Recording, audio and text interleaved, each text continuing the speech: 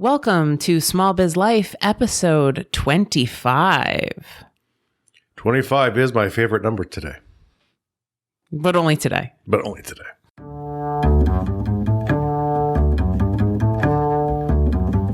Does this sound familiar? Oh my God, I have so much to do today. Don't forget to breathe. But I have almost 400 emails in my inbox and 30 phone calls to make. Have you looked into getting a virtual assistant yet? Oh, and I need to schedule all my social media posts. Did you drink anything today? I had coffee. Did you eat today? Did I mention coffee's a bean? This is Small Biz Life.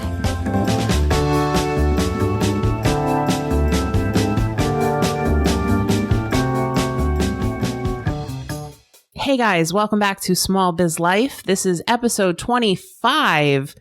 We're like a quarter of a century. Wow. Wow, we're flying. One day it'll be older than me. Yeah, it's going to take a while.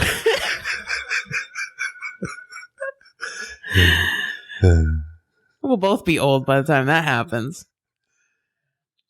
This week, we are going to talk about communicating with your family, because this is really important stuff. And small business owners do not do this well. I think people who enjoy their jobs in general do a poor job at this. People with lifestyle enterprises are more worried about the lifestyle sometimes than the life. You know, I think it's one of those risks in small business especially. But I mean, you can work corporately and you see these exact same kinds of problems happen. So this is for all of you. This is going out there to all of you today. And and I think too, this is especially important when you have a non-traditional schedule. Yes. And a non-traditional job. Yeah. I've had a non-traditional schedule for 8 years now, in addition to the business. And so when you're trying to fit all of these pieces together, a lot of times we forget to bring our family into that discussion. Yeah. And another reason why this is important is because, especially when you're starting out or if you're trying to grow, you may be using family resources, personal resources to help grow your business. Yeah. So you need to be having these conversations. You need to let people in your life know that, hey, this is what I'm doing and I need your support. Mm-hmm. And this should be part of the budget discussions, which you should have with your significant other every month. Yes. Absolutely. So this is part of a bigger picture, because once you can get this communication piece in place, running your business is going to be easier. You're not going to feel guilty when you take time for yourself for self-care. You're going to enjoy your business more. And really, I was talking to someone actually just yesterday, and this is an older retired lady who was talking about she doesn't even like to take appointments on Mondays, because it reminds her of getting up and going to work. Wow. To me, part of my why is how tremendous would it be to just have that job where you really just, you love to do it. I mean, and I always get sad when I hear people talk about they're worried about making money. Money's important, and we make pretty good money right now. Don't get me wrong. And so it's a little bit easier to say when you have a little bit of it, but you can't be obsessed with the money in the equation. If you create great content, you understand your customers, and you present them with products they want to buy, you're going to make money. Right. Exactly. When my college students come to me and they ask me, what they should do with their lives, and I said, all right, well, how do you see yourself? Like, what do you want to accomplish? What do you want to be known for? Mm-hmm. They're like, I want to make money. And the thing that I always tell them is find the thing that brings you joy, that brings you peace, that gets you excited to get up. In our Facebook group every Monday, we have Motivation Monday. What is getting you out of bed? What's got you up and running? Because I think that that's critically important. When you start thinking less about making money and you're thinking more about changing the world or helping people, that's the thing that's going to get you out of bed. Yeah, no, I think it was Tim Graw who changed my mind on sales. Because I was one of those people who was like, oh, I don't want to sell stuff to people. Salespeople are scummy. And Tim McGraw framed it. I believe this was in his instant bestseller course. He framed it as selling is the process of, serving people. That's all it is you're finding a way to serve people. The money you get allows you to serve more people. Right. And Brendon Burchard says exactly the same thing, that he can't give away all the free content that he's giving away, which if you haven't checked him out, I mean, he's got like YouTube videos that are free. He's got a podcast that's free. If he does a live event, sign up for it. And if you can't see it, at least watch what comes, because the amount of unbelievably good content we got in that free, was it a 4-day seminar that he had, was unbelievable. But you kind of like, okay, we haven't got the course yet. We feel like we've earned the value of the course. Yeah. He did a free 5-day. It was 4 or 5 hours per day for 5 days. Yeah. So it was 16 to 20 hours of free content. And for all those who are afraid to give away your best content, Chris and I are foaming at the mouth waiting for this course to be released shortly, because it's like, this is the free giveaway. I can't wait to see what's in the course. Yeah. Yeah. And we've already, like, from the free stuff, we've learned so much. Yeah. I mean, it was just awesome. And we talked about him a little bit in the Facebook group. Yeah.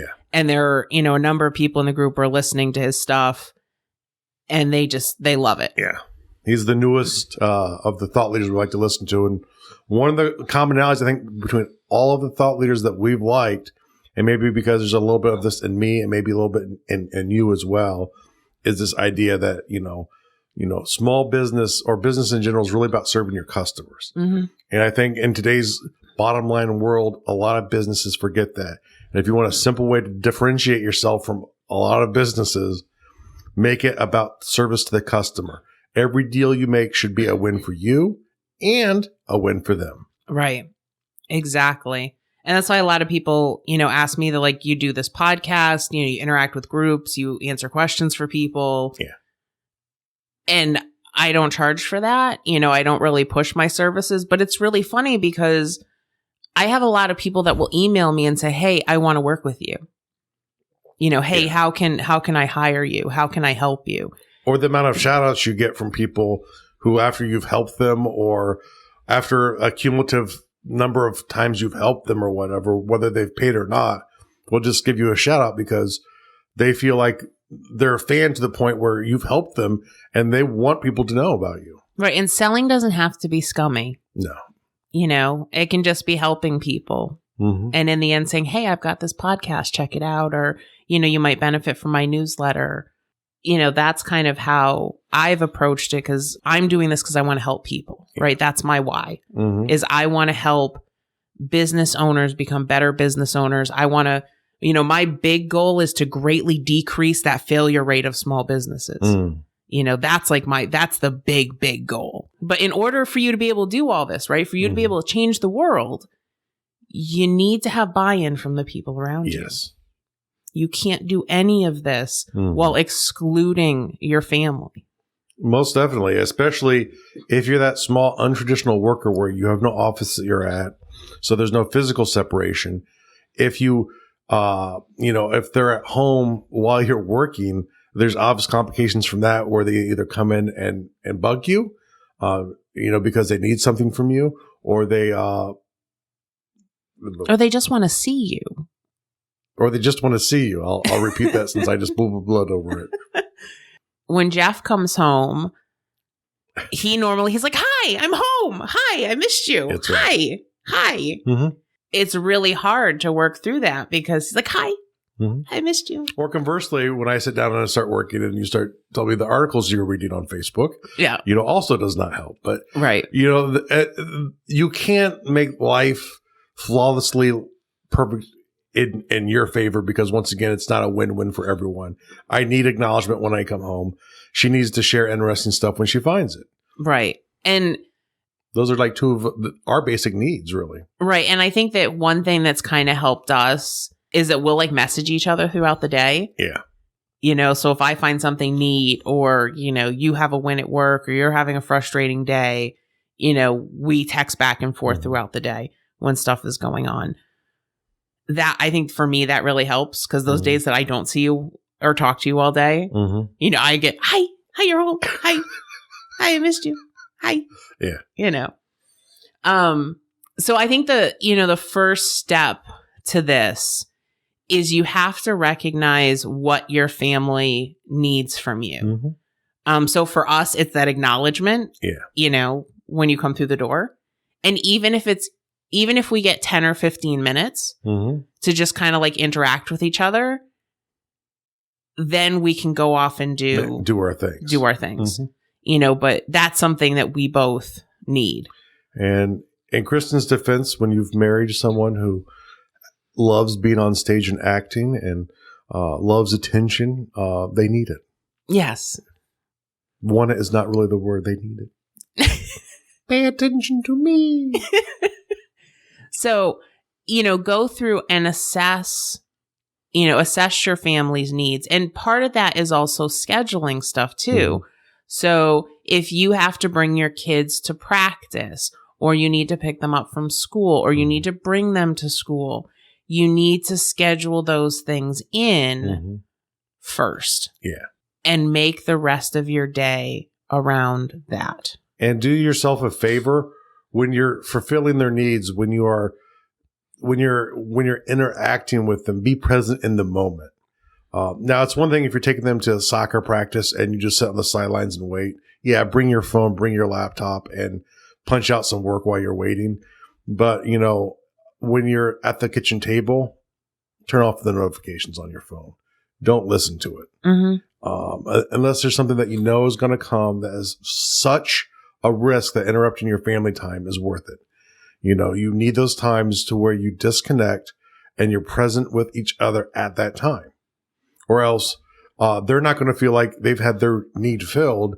And 10 minutes after you start working again, because now you've done, you know, your fair share of sharing for the day at dinner time, in which you were spending the entire time on the phone texting with people, they're still looking for that interaction because they didn't get it when you were with them. Right. And that's why I know families that are really good at this, they actually have a basket and you have to drop your phone into the basket during dinner and you can pick it up when dinner's over.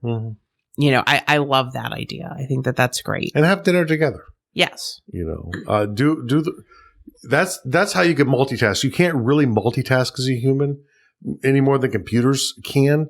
There's an illusion of multitasking, but really it's different processes happening in different places. You know, so you don't really multitask. You're doing 5 things at once and you're probably not doing any of them right. So, and if you're doing that with them on their time, they're going to be doing it with you on your business time. Exactly. Right. So the next step is to recognize and communicate your needs. So, and I think women are the worst at this. We recognize everybody else's needs and we do what everybody else needs. And then we don't look at our own. Yes, I believe my mother was 45 when she bought herself new clothes for the first time in years, where she went out to shop for just herself, which I found sad as a child. Well, I was older at the time, but, still you're just like, really? You know, go out and buy yourself the thing that you want. You know, I know you guys can afford it. If you want some new clothes for whatever reason, just go buy some. And it took her a long time to get through it and I agree with Kristen, you know, at least in my experience, this is all anecdotal. I don't have studies to back this up, but life seems to support it, you know, anecdotally, is women, you know, the list of needs are, well, their child needs to do 55 events at school every year. That might not even be true for the child. The child might not even want that. But sometimes there's a push to be a perfect parent. And I think it's healthy in a way to put your kids first, but there has to be limits. Right. Boundaries. I think that's a book. Yeah. Boundaries is a book. Yep. It's a very good book. But yeah, I think that a lot of times the women in the relationship, they take on the responsibilities of the house, the major responsibilities for the kids, which a lot of times is a driving force to start your business. Then you realize that at the end of the day, after you've done all this stuff, you're up until 3 o'clock in the morning trying to run your business. That's right.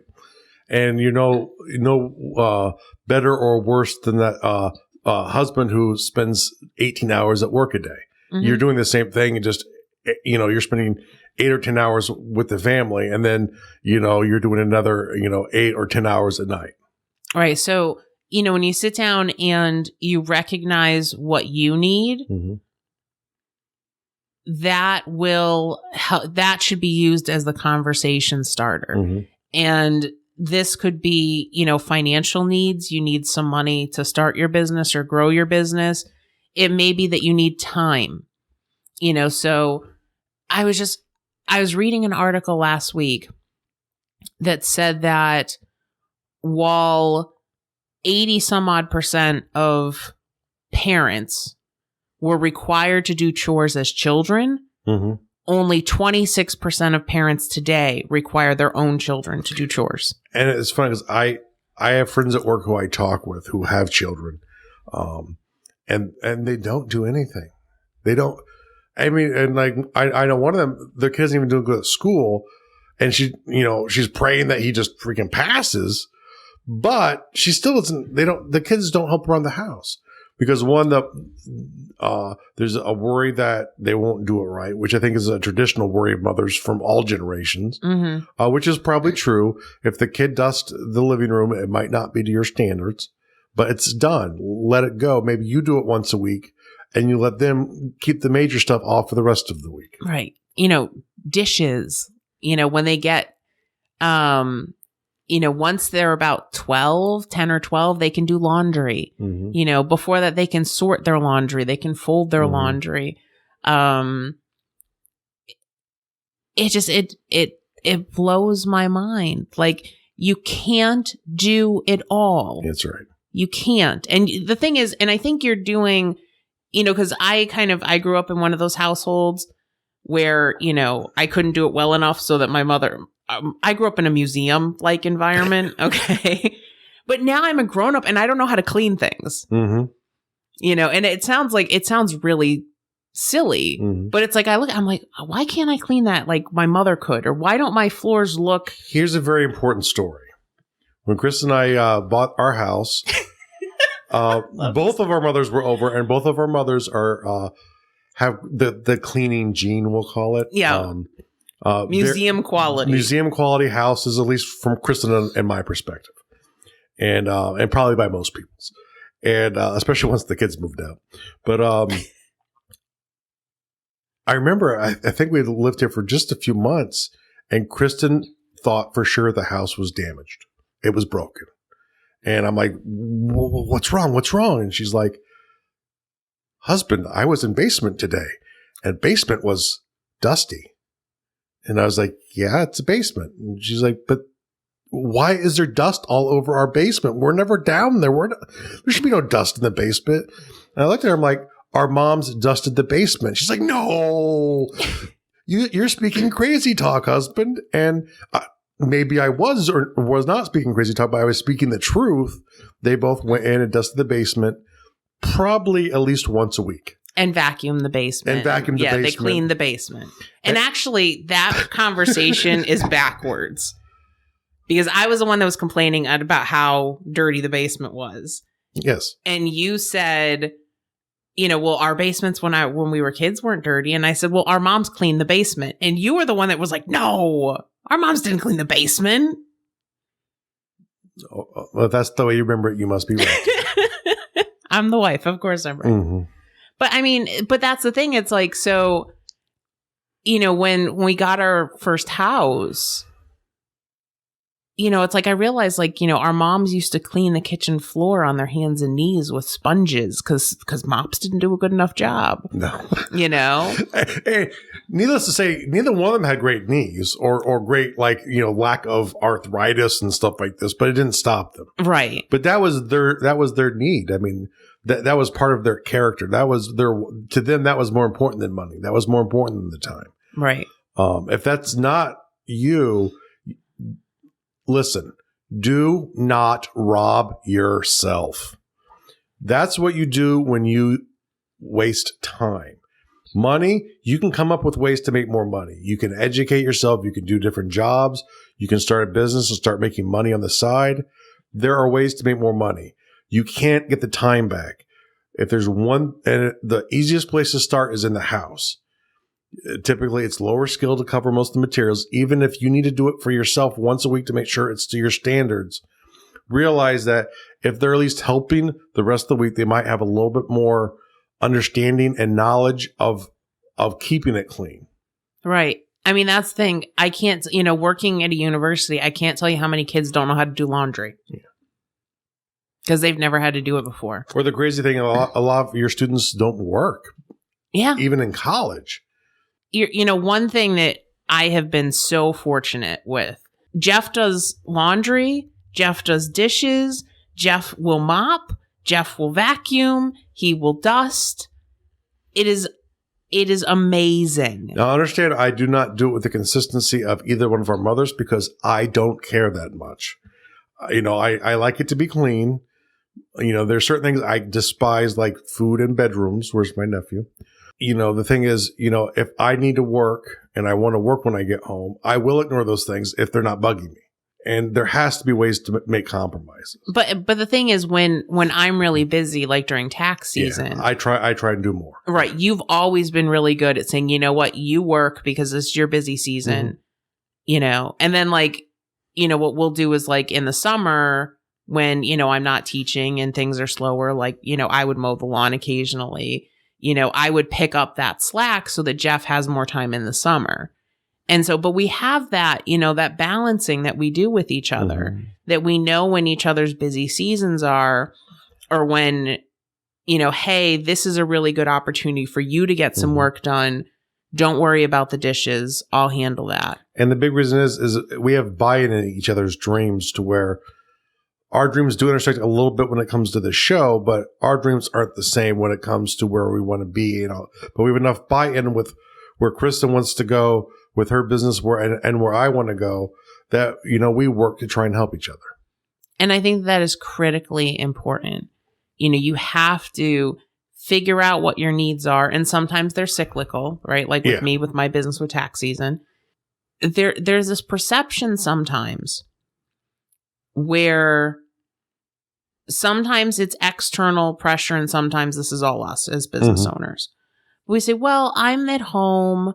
The other person is out, working a full-time job. I'm home, so I should be the one doing the laundry. I should be the one doing the dishes. I should be the one that's doing X, Y, Z. Your business is just as important as what everybody else does, as what your spouse does, as what your family does. What you are doing is you are building, you are growing. And you can't do that if you're constantly putting your business on the back burner because either someone else doesn't think that your dream is as important or you don't think your dream is as important. And that goes back to that. I think we had episodes on don't treat your business like a hobby. Yep. If you've not listened to those and those kind of things ring true to you, go back, pause this episode, go to another computer, download it so we get another download. Shameless. I'll link it in the show notes. Yeah. Check out those episodes too, because I do think that is a major problem for a lot of people, especially when you're working a non-traditional job.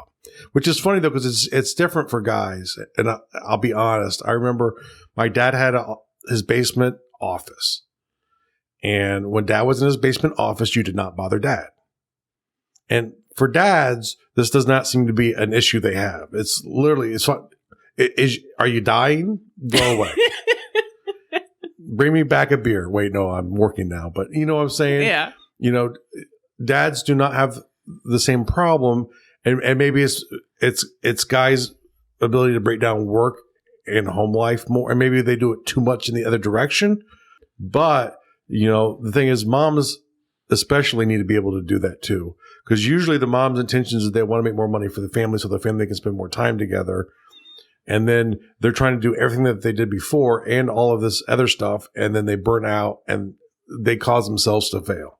Yeah. And that's the thing is like a lot of studies are showing that the household balance is still very similar to it was in the 1960s before women went to work. Yeah. Please understand this.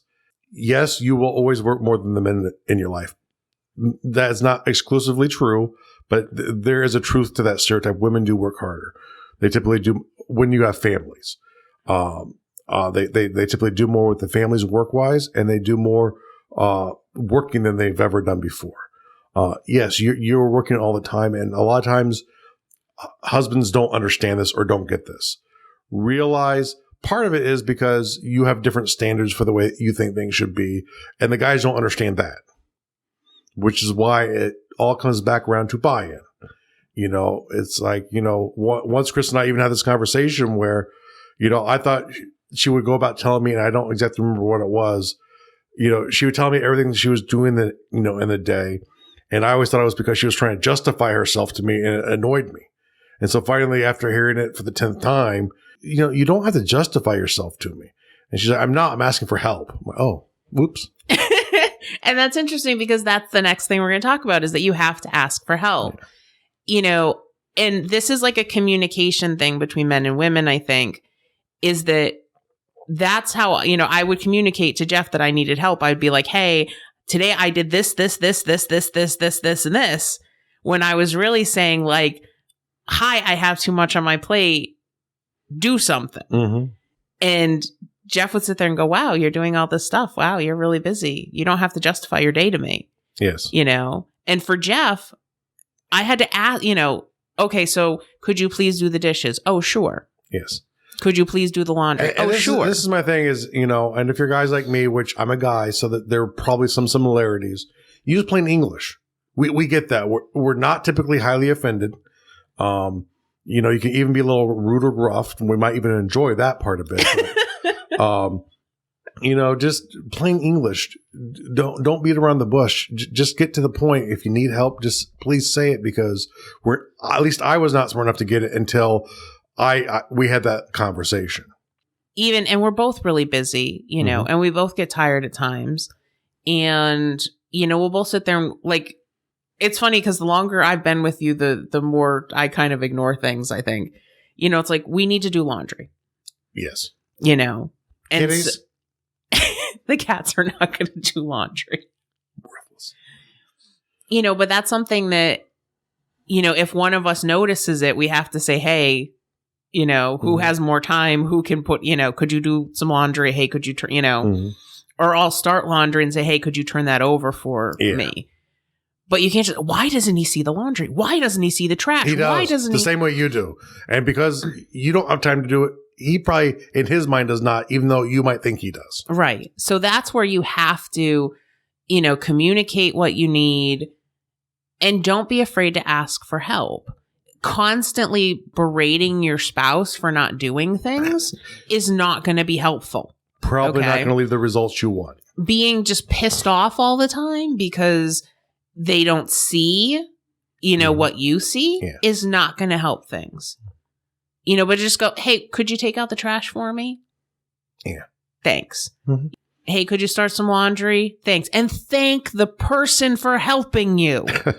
Even if your spouse never thanks you for what you do, thank them for what they do. Positive reinforcement, right? This is a good thing. We do this with our pets. You should do this with your spouses also. And I'm not saying that to be demeaning, but people respond to it. People respond when you praise them for doing something you want them to do. Even if you think they should have done it. Always err on the side of thanking people. Yes. Even your customers, right? Yes. Thank people. Thank you for listening, actually. I just want to say that for some reason. I knew this was going to be a fun episode when we started charting this out. Yeah. After you've asked for help, right, and things are going along, you've got to check in every once in a while to make sure that this arrangement is working for everybody. You know, so, you know, maybe once a month, once a quarter, just check in and say, okay, you know, I appreciate everything that you've done for me. Is there something I can do to help you? You know, hey, you know, even if it's like, if your business is able to grow because you've asked for help, you know, share that with your spouse. Actually, it's going to be one of my suggestions is, you know, share the wins, share the growth, you know, especially like early on, if you're using up family dollars, to help subsidize the business. Those small wins we talk about, if you're, especially in our Facebook group, we push those, winning Wednesdays, I think, those are so important, not just to your peers, not just for yourself, which they are hugely important when you recognize that they're actually wins. Share them like a victory with your family, with the people you live with, because then, it builds momentum. They feel like something's happening because, if you go in your office and work, 8 hours a day and then come out and never talk about it. And I'm not one for talking about problems at work when I get home, but talk about the wins, get a good feeling going, because the thing is, as the revenue starts to build up in your business and starts to, you stop taking a little bit away, the people with you are going to, especially the spouse, that your partner is going to sit there and go, wait, we're about to get to the point where they're going to start bringing money home, and there's an excitement, into winning. Right. That's why you need to celebrate your victories, no matter how small. And when you're new, they're going to be really small. I got my first newsletter subscriber. Woohoo! I broke 10 newsletter subscribers. And they're going to stretch out a bit more as you go on. I mean, I think for the first 5, you celebrate each one. And then, 10 you celebrate, and then maybe 20, 25, and then 50, and then when you get to 722 million, I would hope you still celebrate it. Well, and we kind of, it's like we did that with Accounting in Focus, when it broke, 10,000 visitors a month, when it broke 25,000 visitors a month. And now, now we're watching. Last year was a constant celebration. We're going to need bigger goals to celebrate because we're wasting so much time out. Well, it's like now, now like this month we're watching to see if we break 50,000 unique visitors in 1 month. But it's funny because it's like, and it's like, that's my project, but it's like, if I hit like a major milestone, I share that with Jeff because he's like, wow, the time that you spent on that project is paying off. Right. It's paying off. And, we're getting checks from Google every month. And, those checks pay for all of the basic costs for Ingram Digital Media. Yeah. And right. So it's like, how cool is that, awesome. We have this thing that, pays for us to be able to do the podcast, that pays for us to be able to, have all the websites that we have. Like, that is just the coolest thing, but when it first started, it was a lot of time and it was a lot of late nights. And it was, I was sitting at my computer going, okay, I really need this space to be quiet because I've got to record. You stop walking up and down the stairs. Right. But it was important that the way our house was built, her desk is right by the stairs.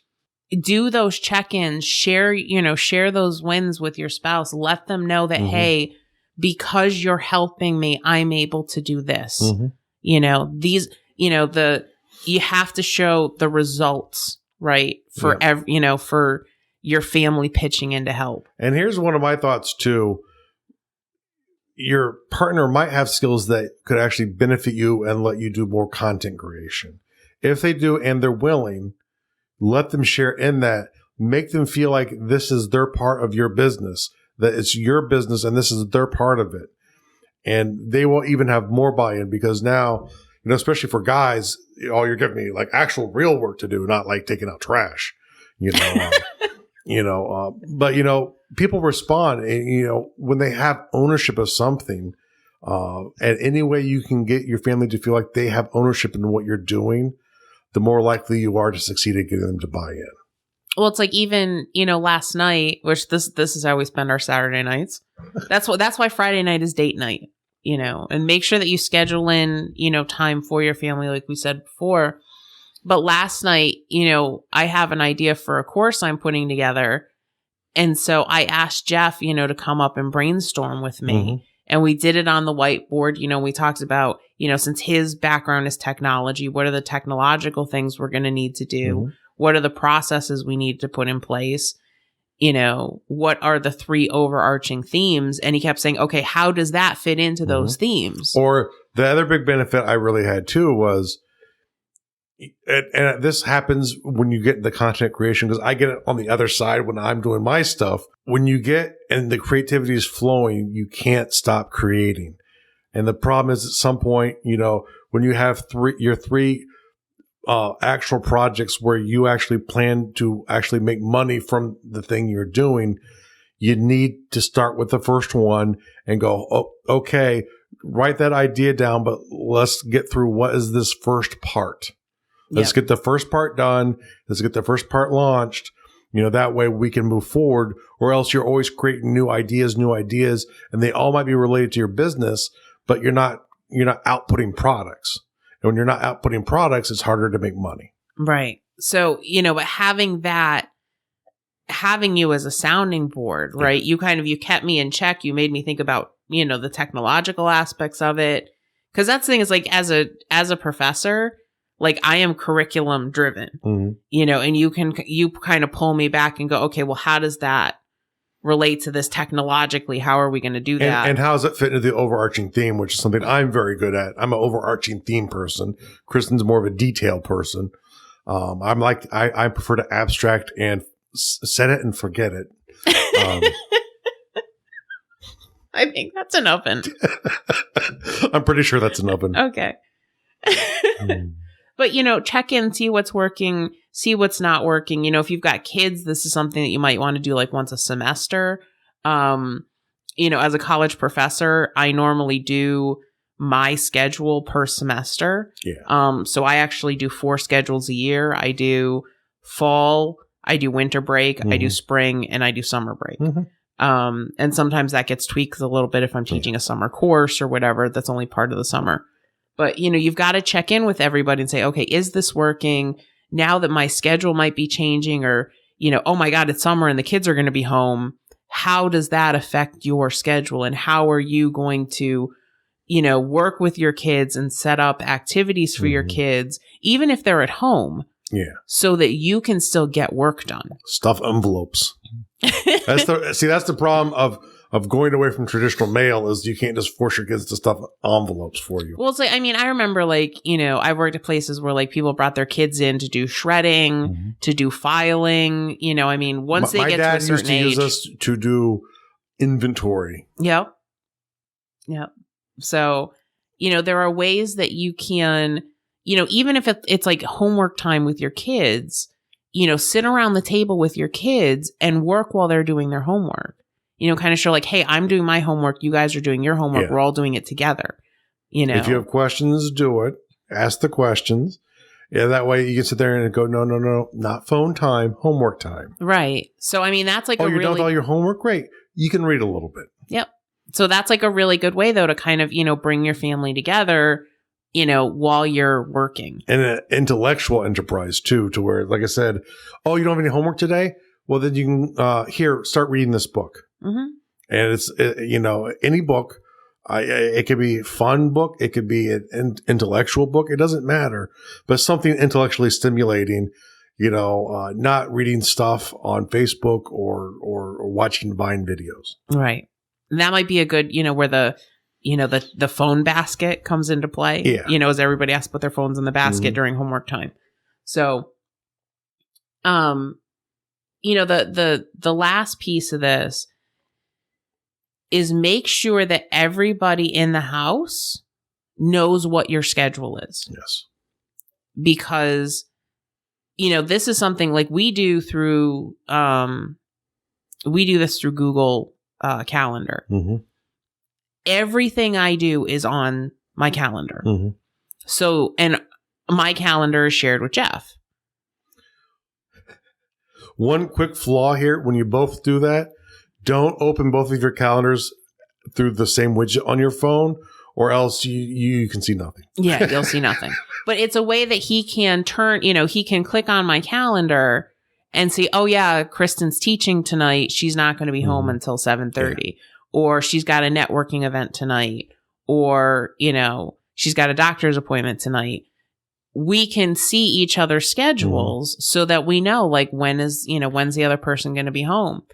You can print out if you do your schedule in Google Calendar, you can print it out and put it on the fridge, and block out the time that you're working, and have this, hey, this is do not disturb mom or dad during this time because this is working time. This is your homework time. This is my working time, but you have to, You have to share this with other people in your house. And you might, depending on what kind of work you do, like if you're recording audio or you're recording video, you need to have quiet times in the house.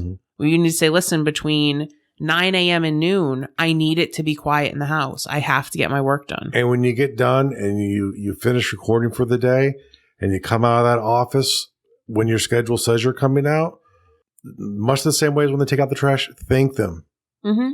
Be thankful. You don't have to do it every day. Initially, maybe yes, but over time, randomize it. You don't need to do it every time, but be thankful because one, that you have, family that wants to interact with you, and two, they actually did do you a favor, even though you were just doing what they agreed to do. Right.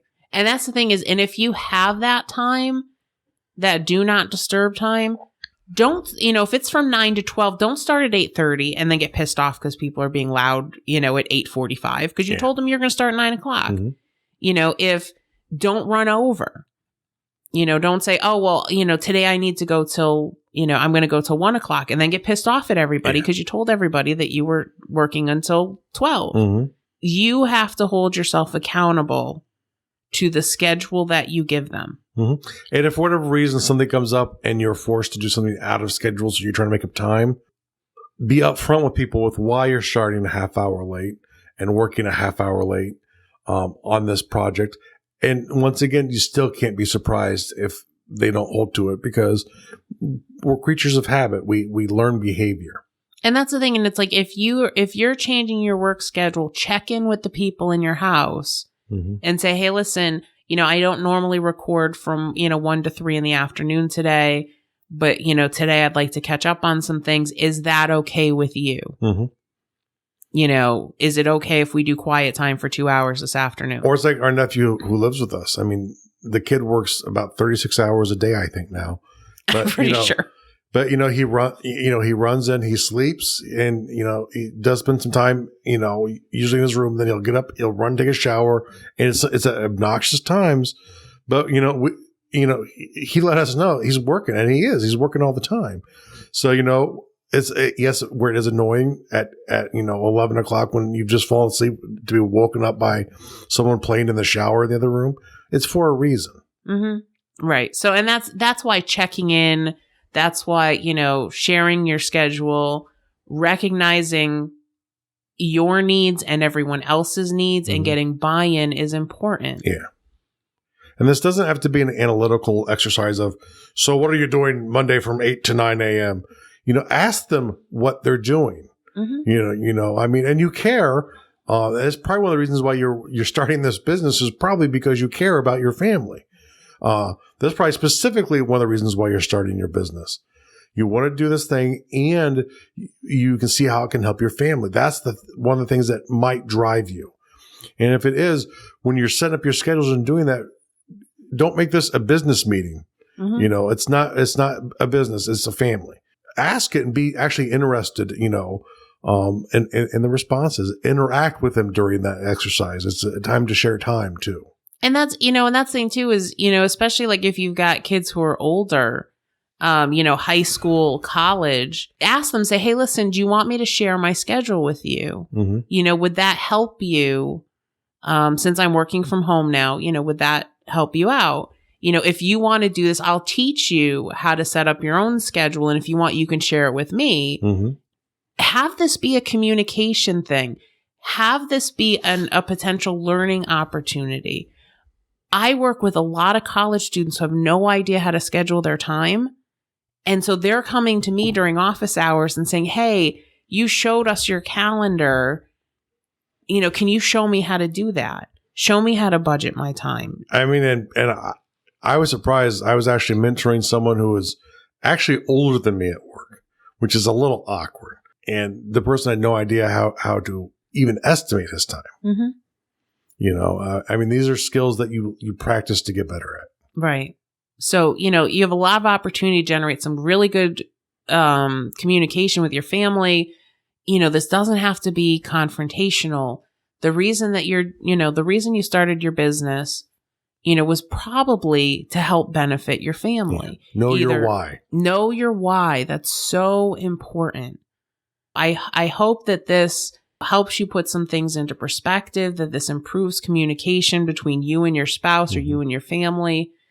Being a small business owner is not a 9-to-5 job. It will encompass your entire life. And you have to bring your family into that. Yeah. This is not something that you can do excluding your family from it. So keep that in mind.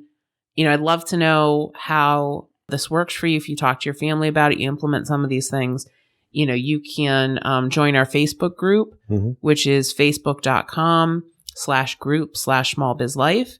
You can go to smallbizlife.com, click on the Facebook icon and join that group. We have an awesome community in there. It's growing, every week, we're getting new people coming in, great interaction, great, high quality, business owners who are inquisitive, who want to grow their businesses, who want to learn. And are helpful. And they're extremely helpful. And another thing too, if you actually do have buy-in in your household, in the group, share a little bit about how does it work in your house? Right. Yeah. I'd love to hear your stories about how you've gotten your spouse to buy in, how, your kids are helping or your spouse is helping, both on the personal side and, if they're helping you in your business. Love to hear your stories. Check us out. You can comment on the show notes for episode 25 at smallbizlife.com. And, we'll link to, we talked about boundaries in here. We talked about Tim Grahl. We talked about Brendan Burchard. We're going to link to all their stuff so that you can check them out as well. And do we talk about the Aztec art book? No, we're not. No, wrong show. Oh, sorry. This is what happens when you've got like multiple businesses going on in your house at the same time. But it's okay because you know what? We communicate with each other. We help each other out. We ask for help when we need it. And it's not really stressful around here, even with all the stuff that we're doing, because we've made each other a part of each other's businesses. So you can do this too. If you need help, reach out to us.